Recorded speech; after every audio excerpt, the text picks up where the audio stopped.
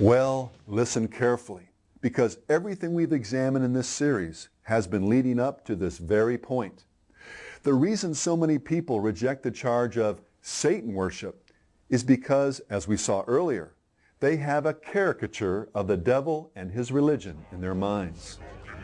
He's the horn-headed demon in red pajamas, and serving him, should he even exist, would involve sacrificing babies, drinking blood, or something else equally horrible or bizarre. In reality, though, following Satan is far more mundane and universal than most people realize or would care to admit.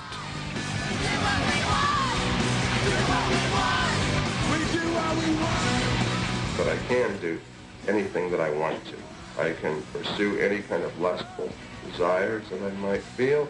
I can engage in any activities that are so-called sinful activities and not really worry about any ecumenical councils making it right for me to do these things. Living for, as I've said, all of the earthly and carnal pleasures. A satanic world is a world reborn in purity, a world where the instinct and the intellect will be complementary to one another rather than being at odds with one another.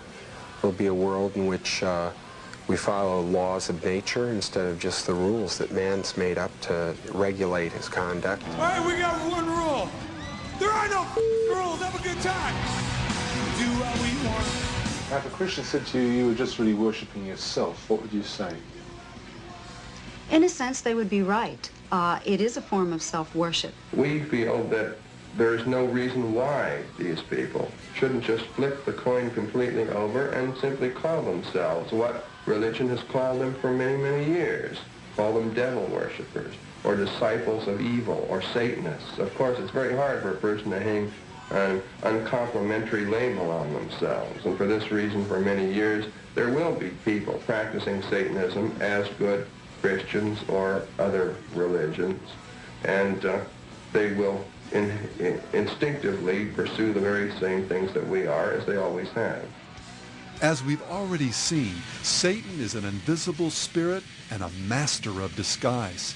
His ability to pass himself off as an angel of light can fool the rebellious and the spiritually naive into thinking that black is white, truth a lie, and even that God himself is the one telling them these things. And as for following the devil, many that espouse an openly satanic worldview can tell you that it's nothing like the Hollywood caricature. And that's precisely what makes it so disturbing, as the occult magazine Gnosis acknowledged.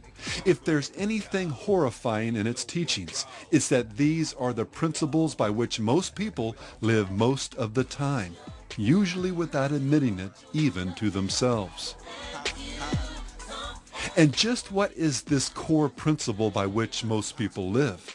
Well, in a nutshell, do what you want.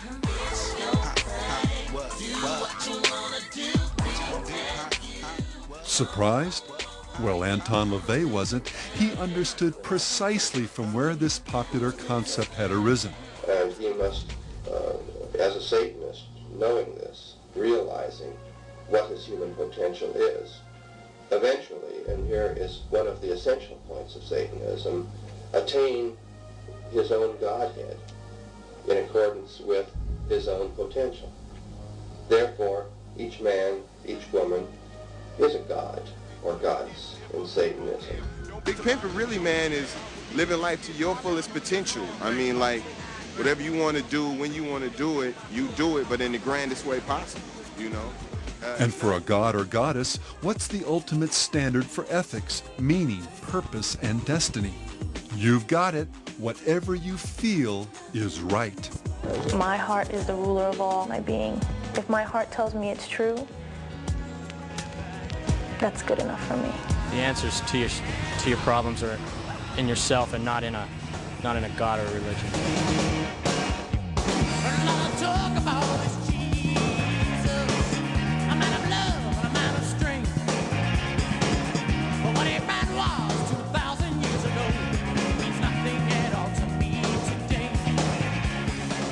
Marilyn Manson noted the universality of the satanic ethic when he observed, The idea of Antichrist is an unspoken knowledge that every person has. It's just the acceptance of yourself as a powerful being who can make their own decisions. It's not someone with a 666 on their head.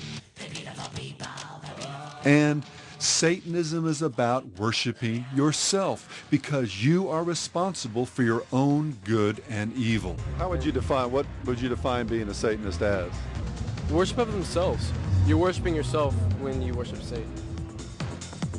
Aleister Crowley stated it this way in his infamous Book of the Law. Every man and every woman is a star or a god. And as we saw earlier, do what thou wilt shall be the whole of the law. I'm basically a free thinker. Whatever anybody wants to do, they can do whatever they want as long as it doesn't hurt other people.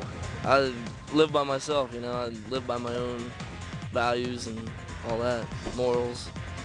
I set my own ways. How do you determine what those morals and values are? Well, I don't know. I just do what's right for myself. By declaring that each person should walk in their own light, discover and then do their true will, LaVey, Manson, and Crowley, along with Nietzsche and others, have simply been echoing the father of all lies, the one that goes back to the very dawn of human history. Then the serpent said to the woman, God knows that in the day you eat of it, your eyes will be open and you will be like God, knowing good and evil. Satanism, then, in its essence, is simply each person looking through his or her own eyes for meaning and direction. As our own god or goddess, we're free to do as we will. Theologically, this worldview can be reduced to a single precept found in the 4th chapter of the Book of Satan. Say unto thine own heart, I am mine own Redeemer. Or, to put it in more common terms, the, quote, triumphant strains, end quote, of a song that LaVey and his disciples viewed as one of the most satanic of the 20th century. I did it my way. For what is a man? What has he got? If not himself.